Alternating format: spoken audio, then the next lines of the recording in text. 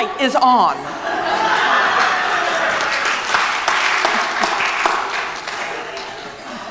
Okay. Oh gosh, where was I? Okay. Oh yeah. Okay, so our spiritual. So you know, I have grandparents there. Now, my granddad had this thing about race. So there were some bumps there. But, you know, sometimes we chase down all sorts of religious paths. Oh, this looks good. Maybe this will fill that empty spot in me. Or this is really appealing. Maybe I'll try this. So, you know, our spiritual lives can do this. You know, and maybe, you know, you've had those mountain peak experiences. And some of you have had the great big sinkhole that opens up. And you're left with lots of hard questions, or you're left, as I recall distinctly once, kind of looking over into a great dark pit. So you've got your life journey here, and you've got your spiritual journey. And journeys are on our plate today for three really good reasons. One, we have a whole bunch of folks from our congregation, young people and adults who are in Washington, D.C. at the National Acolyte Festival, at the National Cathedral. Now imagine some of those people, if they are asked, let's imagine some of the youngsters, they're asked in confirmation class later this year, okay, let's see your life journey, let's see your spiritual journey, and this weekend in October, very likely is going to be way up there. Big deal for them. Big deal for us as a congregation. We also have several people from this congregation who will begin a pilgrimage to Palestine and Israel on Wednesday. Man, don't you know it's going to be, for most of them, that's going to be high up there. It's a big deal for them, and it's a big deal for us, this journey that they will be taking. Thirdly, our gospel begins as Jesus was setting out on a journey. So today for us is all about journeys. We've taken a look at our life graph and our spiritual journey graph. Now think about Job's. We think about Job's life journey, and what we know from having read the story, he's got lots of children. He had lots of herds and sheep and everything. Great. Do, going up here, and then bam, eep. So we met him last week as he's sitting on the ash heap, scratching his sores. Lovely picture. So he's down here in his life journey. But if we ask him about his spiritual journey, it might look different on his graph than we expect it to look, because he is convinced he has done everything right. He has lived his spiritual life according to God's law. His friends are telling him, oh, clearly you must have done something wrong because all of this has befallen you. All this bad luck has befallen you. And for them, that understanding was good luck, God's blessing, you're living right. Bad luck, not God's blessing, not living right. And you don't have to go back to Job. There are lots of people out there, even now, who will say, if you are looking great here on your life journey line, you're living right, God is pouring out blessings on you. You know, prosperity is all about that. But Job is having none of that. Job knows that he has lived absolutely the right way. And what he is asking for today, I mean, he's looking high and low for God and cannot find God. But he is convinced if only God would come to judge him, God would see, oh, You have done everything absolutely right. That's why he is searching so hard for God, because he wants God to come and adjudicate his life and say, yes, you did it right. So that's Job's piece of graph paper. We come to today's gospel, and we hear right off the bat, Jesus was on a journey. Now, all good Jews who were able made 3 pilgrimages to Jerusalem in the course of the year.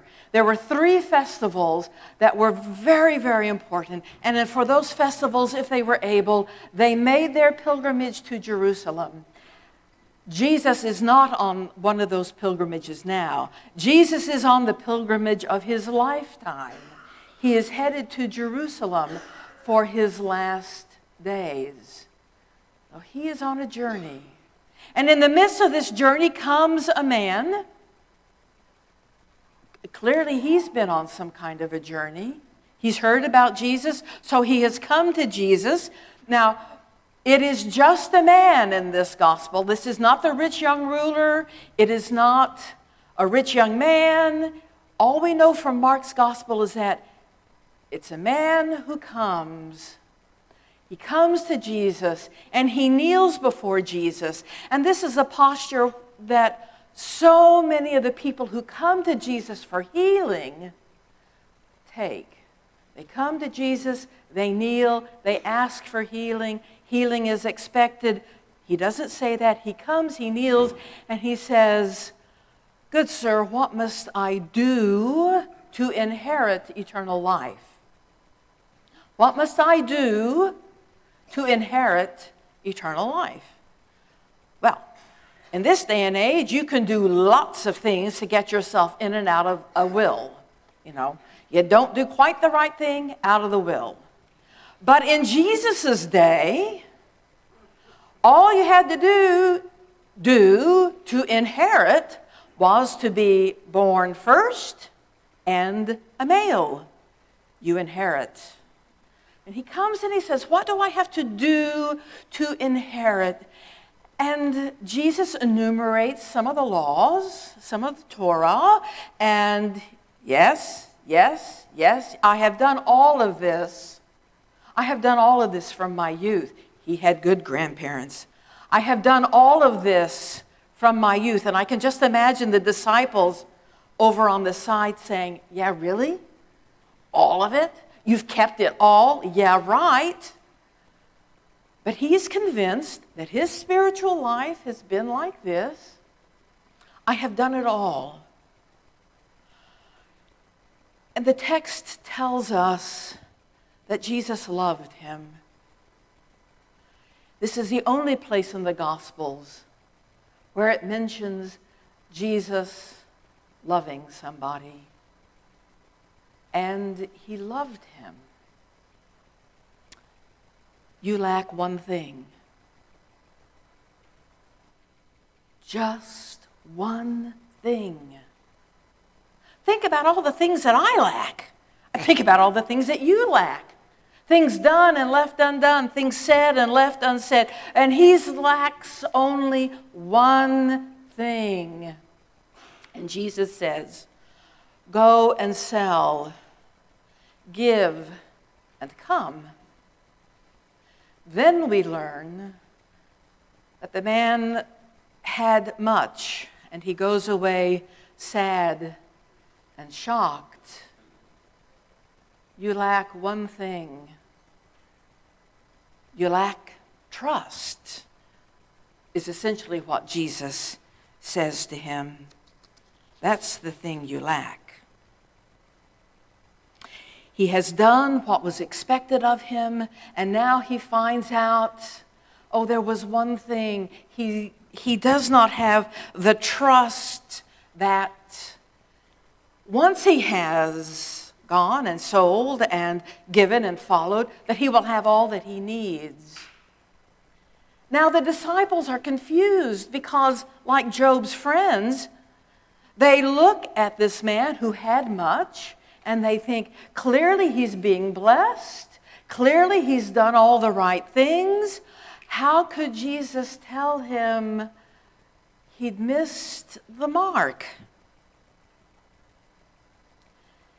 Imagine what their piece of graph paper looks like. They're living their lives up and down, doing a little fishing, collecting taxes, all that kind of stuff. Met Jesus.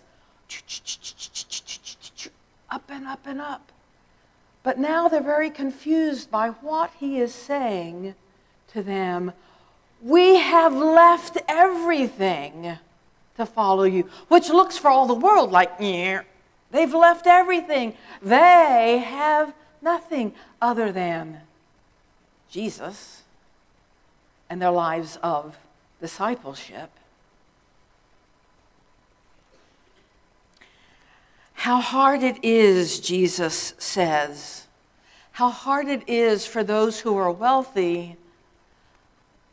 There's one of the translations, however, says, one of the variants in the Greek that says, how hard it is for those who trust in riches, not who are wealthy, but who trust the riches.